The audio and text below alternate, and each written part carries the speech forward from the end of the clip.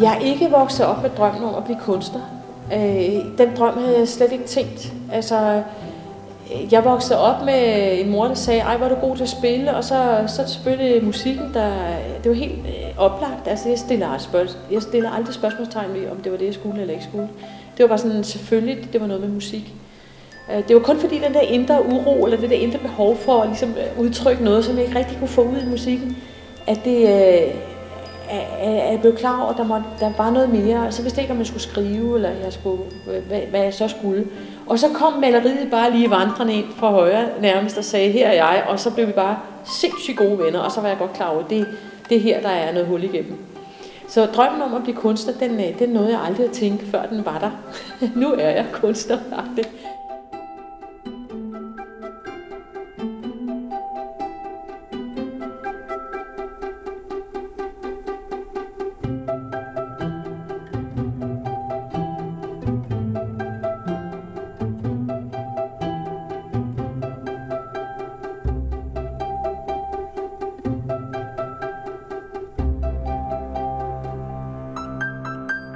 Pensler har jo hår, og koblingen til hår, altså den fysiske del af håret, og så penselstrøget, hvor man kunne se den der aftegning hår, det kunne et eller andet. Og det blev jeg nødt til at undersøge noget mere, så jeg begyndte at tænke, jamen jeg tror, jeg skal male hår på menneskekroppen. Kun hår. Ikke noget andet. Man må ikke kunne se det et øre, man må ikke kunne se et eller andet, man må kun lave selve håret. Og i sådan et par år der var jeg hårrejsende og rejste rundt i hele kroppens hår og malede det, altså hår under armene, hår i næsen og hår i ørerne, indtil jeg til sidst tænkte, nu har jeg fået hår nok.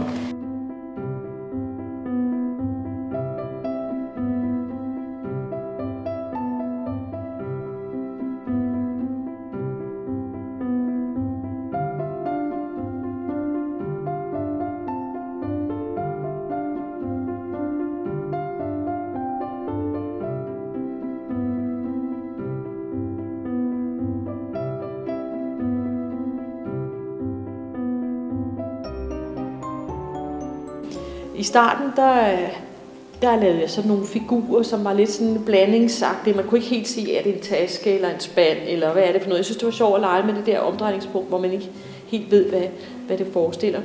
Så gik jeg helt væk fra det i en periode, og så fandt jeg ud af, at jeg var god til at lave sådan nogle bevægelser her. Op fra og nedfra. Og jeg var også rigtig god til at lave streger, og det var faktisk helt utroligt, fordi sådan noget blækregningshelvede der, det er simpelthen altid været helt håbløst til. Jeg er venstrehåndet, og det hele snasker til, og jeg fedter mig ind, og lige streger, det er jeg bare helt vildt dårlig til, og det har altid været. Og ja, altså sådan noget med malertape, der laver helt lige streger, sådan helt arkitektonisk sådan noget, altså jeg får næsten ånden ud af det. Jeg er så dårlig til sådan noget, der er helt lige. Der må godt være lidt sving og lidt hovser og ups og sådan noget, og det tror jeg hænger sammen med min personlighed. Så jeg har sådan accepteret, at jeg er sådan en upsmaler og hovsager, der kom lige en klat der, og det hører med til det.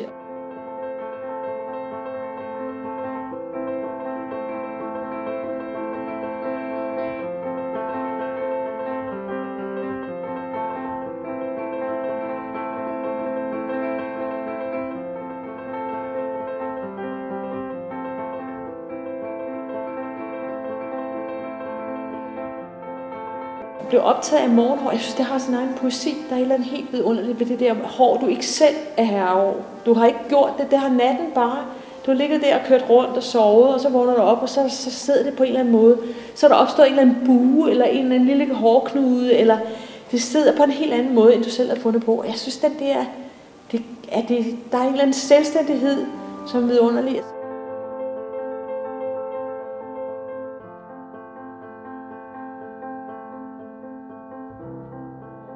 Jeg har lavet dronning Margrethes morgenhår, som jeg synes er vidunderligt. Det der billede, hvor hun stikker hovedet ud af vinduet på sin sølvbryllupsdag og har hårbånd på, og så flager det bare ned, og vi var alle sammen ved at gå i chok over, at dronningen kunne stille op med det der. Vi kunne se de der opsatte frisyrer i alle årene. Igen synes jeg, det der er særligt, alle mennesker bliver ramt af morgenhår, eller bliver berørt af morgenhår, eller mærker det, hvis de har hår på hovedet.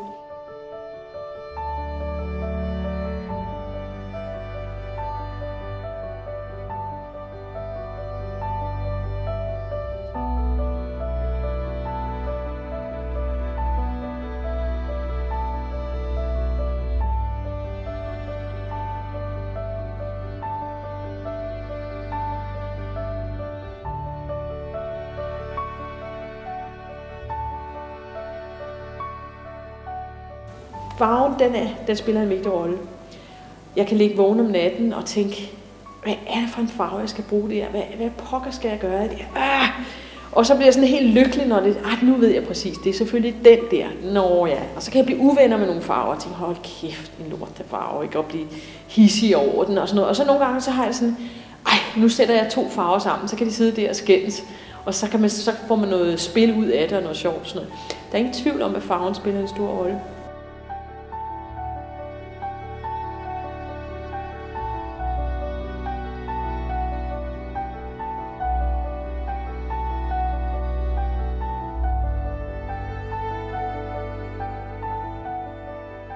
Det kunst kan, det er at vende ting på hovedet.